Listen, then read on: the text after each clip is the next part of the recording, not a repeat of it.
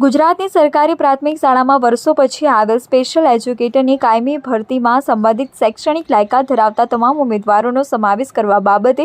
ABVP દ્વારા થરાદ પ્રાંતને આવેદનપત્ર આપી રજૂઆત કરવામાં આવી. અખિલ ભારતીય વિદ્યાર્થી પરિષદ થરાદ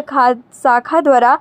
અપાયેલ આવેદનપત્રમાં જણાવ્યું હતું કે તાજેતરમાં જ શિક્ષણ વિભાગ દ્વારા સરકારી પ્રાથમિક અને માધ્યમિક શાળાઓમાં દિવ્યાંગ વિદ્યાર્થીઓને પણ શિક્ષણની સમાન તક મળી રહે તે હેતુથી દિવ્યાંગ વિદ્યાર્થીઓ માટે કાયમી શિક્ષકો સ્પેશિયલી એજ્યુકેટરની ભરતી માટેની પ્રક્રિયા હાથ ધરવામાં આવેલ છે. તાજેતરમાં જ પ્રાથમિક શાળાઓમાં દિવ્યાંગ બાળકોના અભ્યાસ માટે 3000 જેટલા શિક્ષકોની નિમણૂક માટે જાહેરાત પણ આપવામાં આવી હતી, પરંતુ તેમાં લાયકાત ધરાવતા 95% ઉમેદવારો ભરતી પ્રક્રિયાથી બાકાત રહેવા પામ્યા છે, જેમાં કેટલાક તો વર્ષોથી સમગ્ર શિક્ષાની અંદર કરાર આધારિત ફરજ બજાવી રહેલ અને દિવ્યાંગ બાળકોના વિશિષ્ટ શિક્ષક તરીકે જ સેવા આપી રહેલ છે. આ ભરતી પ્રક્રિયામાં ફક્ત 100 થી 150 જેટલા જ ઉમેદવારો અરજી કરી શકે તેમ છે.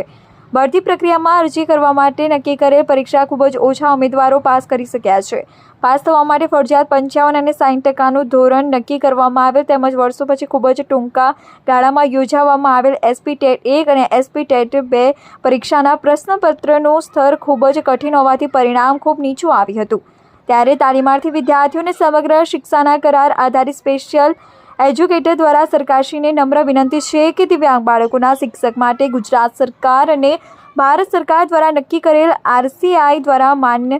શૈક્ષણિક લાયકાતના તમામ ધોરણો પરિપૂર્ણ કરાતો હોય પરીક્ષાના માર્ક્સનું કટ ઓફ મેરિટ નીચું લાવીને કે ખાતાકીય પરીક્ષા લેવાની શરતે તમામ તાલીમી ઉમેદવારો અને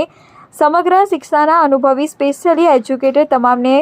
માન્ય રાખીને તેમનો નિયમિત વિશિષ્ટ શિક્ષક સ્પેશિયલ એજ્યુકેટર તરીકે સમાવેશ થાય તેવી માંગણી કરી હતી, જેમાં એબીવીપી થરાદના નગર મંત્રી રાજેશભાઈ જોશી, નાનોલ